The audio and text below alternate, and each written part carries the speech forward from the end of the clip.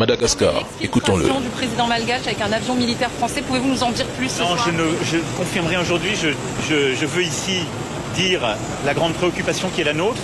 Et au fond, j'ai deux messages. Je pense qu'il est très important que l'ordre constitutionnel, la continuité institutionnelle soit préservée à Madagascar, parce qu'il en va de la stabilité du pays et des intérêts de la population aussi, pour que la communauté internationale puisse continuer d'aider. Parce que si l'ordre international et constitutionnel était rompu, on sait ce qui s'est passé, Madagascar l'a déjà vécu, ce serait évidemment les premières victimes seraient la population. Et à côté de ça, je veux dire ici, comme partout, qu'on regarde la jeunesse de ces pays avec beaucoup d'admiration, d'affection. On a une jeunesse qui s'est exprimée, qui est politisée, qui veut vivre mieux.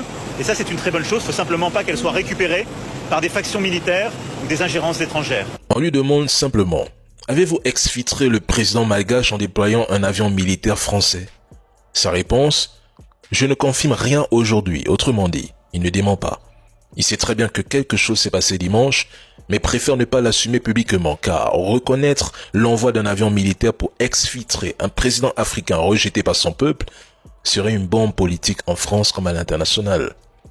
Ce serait admettre une ingérence flagrante dans les affaires malgaches et africaines et renforcer l'image d'une France néocoloniale protégeant encore ses pions sur le continent. Il évoque la jeunesse malgache qu'il décrit comme politisée et désireuse de vivre mieux. En réalité, cette politisation inquiète Paris. Il le dit lui-même.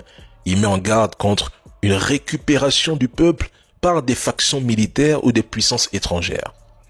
C'est une manière subtile d'insinuer que la jeunesse malgache ou africaine, pourtant légitime dans ses aspirations, serait manipulable et ce n'est surtout pas bon pour les intérêts français.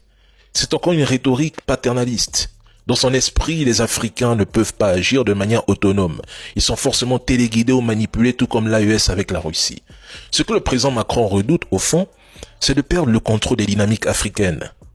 Il est temps d'admettre que l'influence française s'effrite et que les peuples éclairés suivent désormais leur propre voie.